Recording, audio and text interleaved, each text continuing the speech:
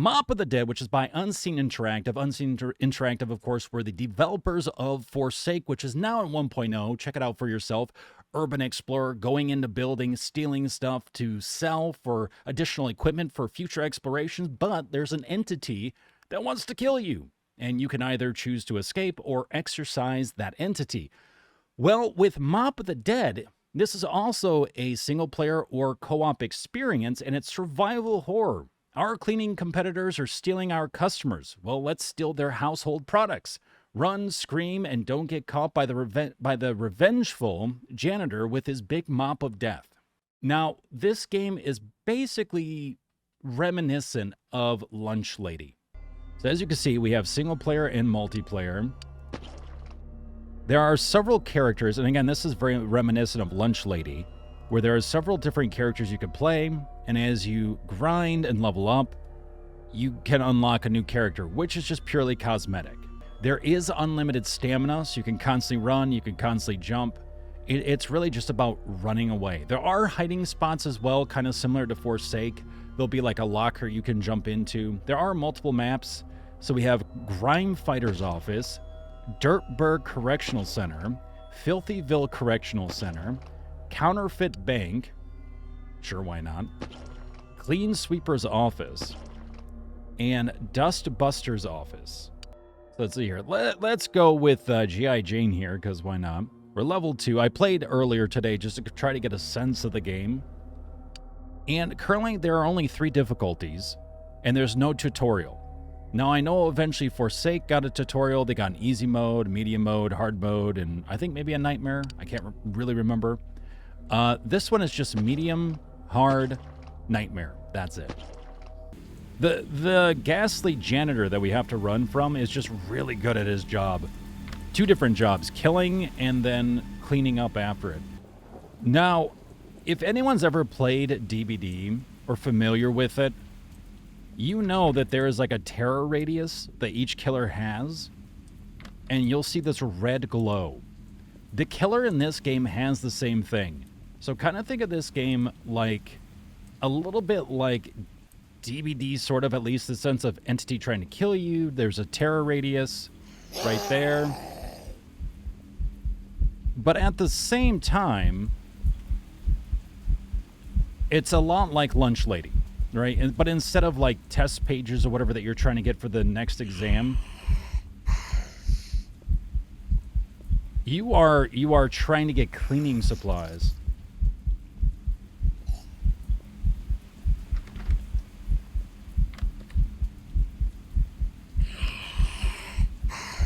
Loop this motherfucker. Woo! Shiitake. Always look forward to your streams. They're so interesting. Oh, thank you, Rourke. Appreciate that, man. Always glad to have you. Now, the thing about this game, by the way, is you are one shot. So if you are solo and we didn't have a med kit, we would be dead. But because we have a med kit, we stay in the game. So if you don't have a med kit, you always want to have them when you're playing solo.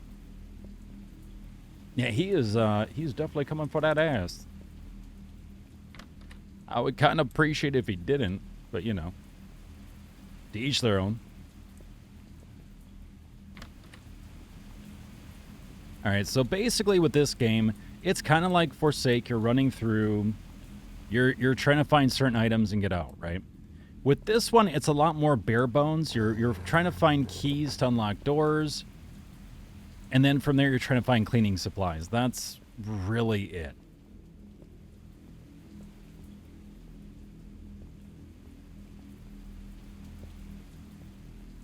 There's really nothing else you can interact with besides doors.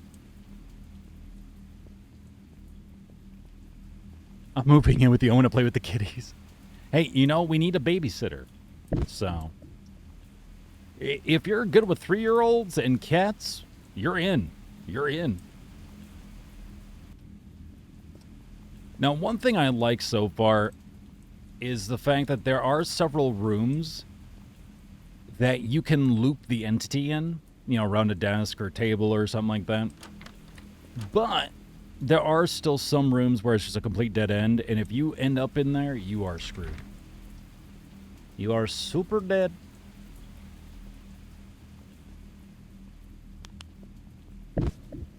Also, you really don't need the flashlight. I mean, you can use it, but...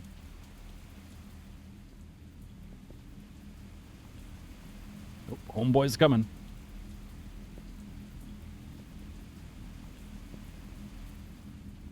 Hi, creeper.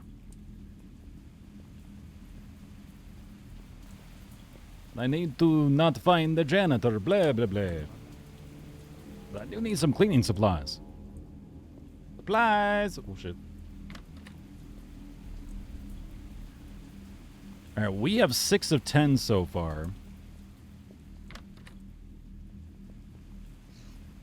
You know what? I'm pretty sure, because I ran this map the last time I played earlier today. This is different.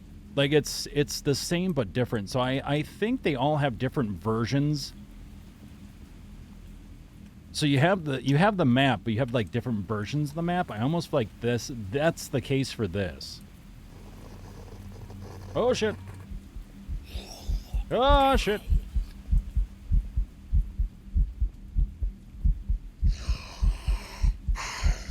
Hi. Run in, run in, run in.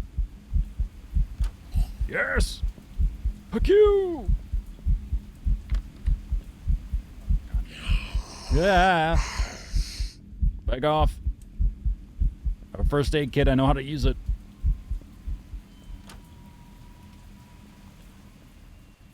Are you good? Oh shit.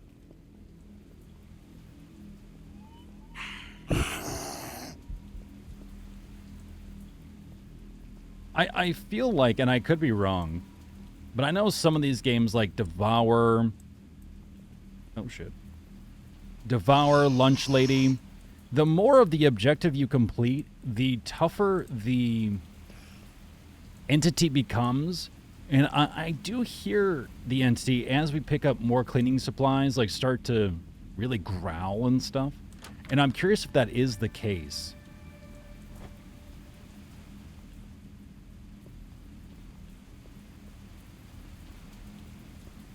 So, what should we name this janitor, by the way? Shut up. Ooh, donut.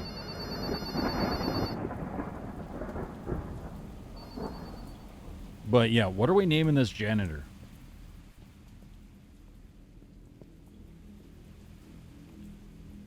Percy? Percival? Jared? You mean like Subway Jared? God, that really took a spin. That's concerning as hell.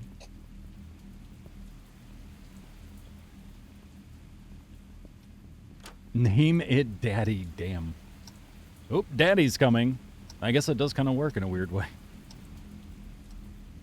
J-Pack? No, U-Pack. Really? We found a key to the director's office. And there's nothing fucking in it. Not a key. No cleaning supplies. I don't know why cleaning supplies would be in here, but still. Well, shit. Yay, we got in. I don't know. Where are these? You know what? I had this problem the last time, too. We were on 8 of 10, and I could not find shit. I was, like, running around, going through all the rooms. I'm like, I feel like I've done this a million times. Where are the last 2 clean... Oh, see. Oh, shit. Running! Daddy? Closing doors slow the guy down. I've been wondering about that. I've been trying to test it out here and there, but I'm not 100% sure. We can definitely see if we can play around with it.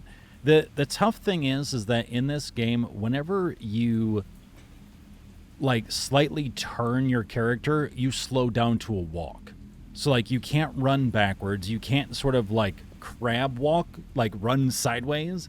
It's all like a walk. So when he's chasing you, it makes it a little bit more difficult to like turn to see. The running in the game kind of feels a little bit sluggish. Like it feels like it could be a little bit better, but I guess they're trying to balance it out where it's like they don't want it too impossible where the killer is right up on top of you, but they don't want it so that way you're constantly just outrunning it. You know, you're not a track star, ideally, right? But the one thing that does stop the killer is jumping into a closet. Even when they see you, go into the closet. They don't open it, which is fine by me. I support this message. Entity becomes insta-dumb. I'm fine with that. It's certain the fact you are one shot, and there are times where the entity can hit you through solid objects. Like when I was playing off stream, I got hit through a door. I got hit through a wall. I got hit through a bathroom stall. Hi. So, dress up as Meg, it will run away. A little bit of DBD humor for you there. You know, now the thing I'm actually kind of intrigued on is Forsake is loaded with a lot of different jump scares. Some are pretty good, others not so great. They need to work on their timing and their polish on those.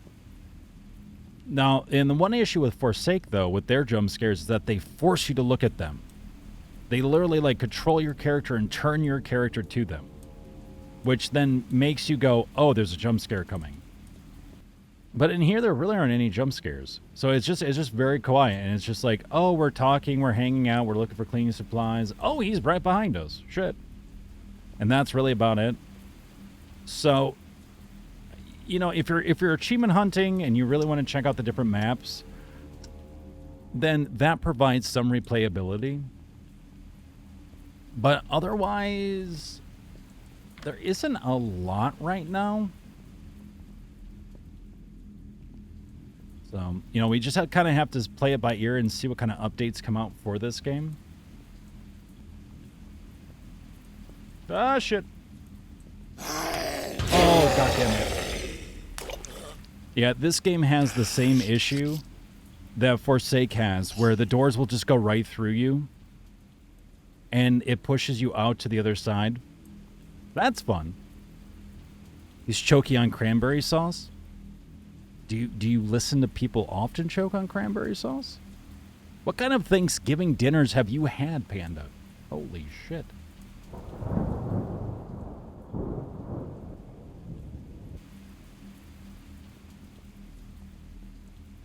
There you go. So we got 50 experience for escaping through the entrance and 100 experience for collecting cleaning products.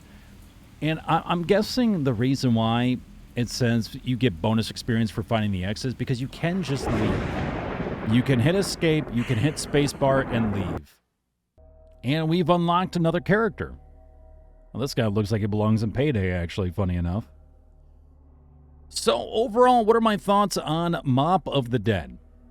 Well, it's in early access. We're on 0.4. I would say it is definitely worth waiting to see what happens. It is pretty bare bones. It's very much like Lunch Lady, so if you didn't like Lunch Lady, you most likely will not like this game. But you might have some fun with it, with friends especially, right? You meme around, you joke around, you run around, but there really are no major scares unless you just go around the corner at the wrong time and there's the entity, right? There really isn't much variety. There really isn't much in the way. I mean, there are different maps, and I think there's a little bit of RNG on where things are placed when you load in. Not only for items, but also for, like, sections of the map, which is good, but it just feels like a lot of space. Just a lot of, like, empty space that you're running through, not being able to interact with anything. There are no codes to put in, no things to lockpick, no things to break down, no anything, any points of interaction to really keep it interesting. It's just a lot of running. Do you see the outline thing? No, keep running. See the outline thing? No, keep running. Now, you could probably go a lot faster through these with more people. And maybe, of course, you'd be pissing off the entity more, so there'd be more engagement that way. But overall, though, it just feels like it's a very watered-down version of Forsake, which, again, right now is not a bad thing because it's in early access. But it just feels like it needs more to keep me engaged, to keep me invested, to keep me wanting to play. Like, Forsake has the lore of the entities, the variety of entities. It has the skill trees. It has all these different things that right now this game just does not have. Now, you can unlock different characters at different levels, so there's something to work toward there. There's also just testing out each different map, so there's something there for replayability's sake. And then there's also just going through the different achievements, which there are several, but I was looking through the achievements, and many of them are super grindy. Like, get 50 keys, so keep playing until you've reached the 50 key mark. Go through and, win 100 times. Go through and win like 10 times on nightmare mode or whatever it is. Like, it's just stuff that's just very, very, very grindy after a while for achievements that just don't seem like a lot of fun and really just therefore needs more to it or more meat on the bone to keep people wanting to play until they realize, oh, I'm actually close to this achievement. Let's keep going. You know what I mean? Because I would not want to play right now with the amount of content that's here. I would not want to play and try to get like 100 wins. It's okay to jump into. You've got some time to kill. You want to go in solo with some friends and meme around, sure. But it's just not really scary. It's not really, at least to me, it's not very scary. It's not very active. A lot of times there's just very slow pacing. It was kind of hectic when you didn't know the map, but as soon as you learn it, you're just like running around at that point and just hunting things down and not really even worrying about the entity, if that makes sense. Like, most of the time I really was not worried about the entity. I was more worried about just wasting more time not finding the stuff I needed to find. That was really it, which at that point takes away a lot of the horror from the horror game. And that's not to say that I'm knocking on the developers, because I actually appreciate the stuff they come out with. But it's to give them hopefully some feedback that they can take and go, okay, how do other people feel about this? Great. Okay, so we do have some commonalities in what people are saying in the feedback. How can we implement? What can we implement? How can we direct this game into a direction where people will want to keep playing it, have a lot of fun with it, while we can also benefit from it as the developers, right? To earn money, to keep developing the game and other games, so on and so forth, right? So that's going to be the big thing, is keeping value in the game, giving stuff that people can really appreciate, enjoy, and have fun with in the game, and some more variety. Even if you have different maps, if there's a certain level of sameness, people will tune out, people will get bored. Like, a lot of these office maps just remind me of the police station in Forsake. That's the vibe I get constantly. So I kind of feel like, oh, I'm in Forsake. No, wait, I'm in Mop of the Dead. So that's kind of a thing they have to like try to overcome as well, is how to separate the two titles if someone's played both. But with that, it's not bad. I don't want to really grade it right now because I just feel like it needs more and it's not complete. So I just think it needs more time, honestly. But, is it worth it? I would say if you see something in it, if you liked games like Lunch Lady and like a way more simplified version of Devour, then, support them. Get the early access. You don't even have to play into 1.0 if you really don't want to. But, you can, of course, purchase it, keep up to date on it, and just see where it goes. But I would like to, again, follow up on this game whenever there is an update or two and really see the direction they go in, because they did a lot of really good stuff with Forsake later on down the line. So, they let that cook a bit more and they came out with some really cool stuff. Let's see what they do with Mop of the Dead. But that is it for Mop of the Dead playthrough for today. So if you joined here on Twitch or on YouTube, thank you very much for checking out the video and the stream. So if you liked what you saw and you want to see more horror gameplay, more reviews and the like, make sure to subscribe for free on YouTube and follow here on Twitch at twitch.tv/MindMineTV and youtube.com/MindMineTV. With that, thank you so very much. I'll see you in the next video.